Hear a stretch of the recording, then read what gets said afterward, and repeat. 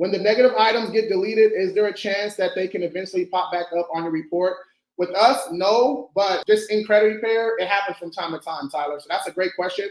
He said when the negative items are deleted, is there a chance that they can eventually pop back up on your report? Okay, so that's how you know I keep it 100. I'm super transparent about everything. That's why people like my company. Stuff does get reinserted sometimes. Okay, sometimes it does. Like when you dispute a collection, it'll be removed. And then that collection agency, they might sell that debt to another collection agency. So it pops back up under a different name or something like that. That happens from time to time. Okay, but if we got to remove once, we can do it again. Yeah, it just happens from time to time. But here's the difference though. When we dispute, that's rare that something pops back up. If it does, it is what it is. But if you just claim identity theft and do a police report, blah, blah, blah, like these people telling you to do, when you do that, the items get suppressed, right? So just clear this up. When the account is actually yours, but you say it's not, right?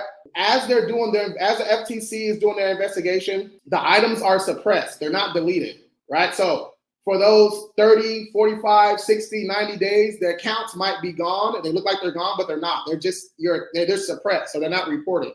And then after 90 days, all that stuff comes back. And now you didn't mess yourself up because in the future, you can't dispute those items again, okay? Because you lied, right? You committed fraud saying that these items aren't mine, okay? So just do it right. Do it correctly the right way.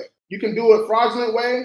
If you do it the fake way, it looked good for the first month or two, right? It looked good, right? You'll score 400 to a 7-something. You looking good. 2 months later, all that stuff comes back, and now you're messed up for the next 7 years. Okay, it's not worth it. Yes, I need a new truck. Let's get it. Serious question. Is TransUnion 834 Equifax 762 dope? Hell yeah. Hell yeah, bro.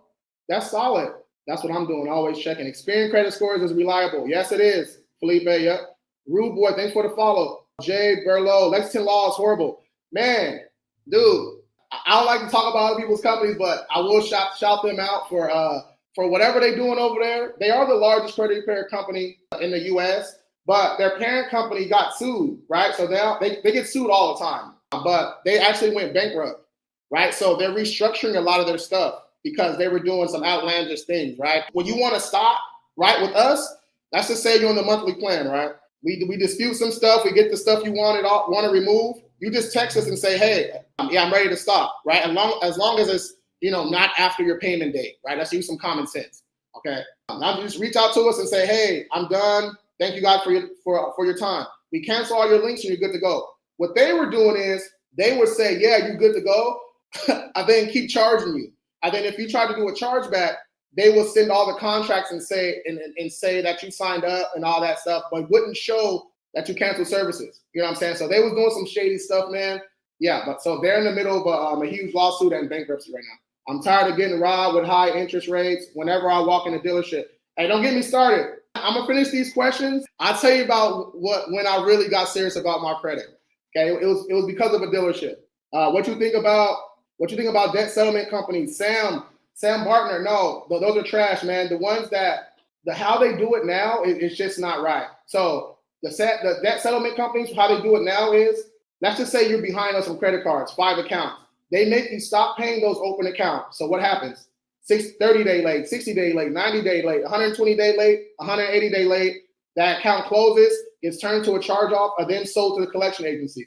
That's when that company goes in and negotiates on your behalf. Okay? You'd have been better off just telling the original creditor, telling Capital One, hey, I'm falling behind, I lost my job. I need to close this account. Can I make a payment plan with you guys? They would just, even if you have a balance, they'll just close your account and you make payments to them. Okay?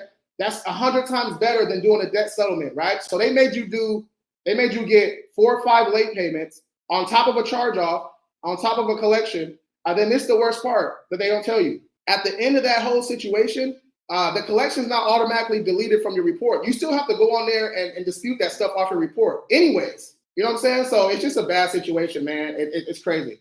You go 20 steps back to go 1 step forward. I don't even know if you go forward. It's just 20 steps back.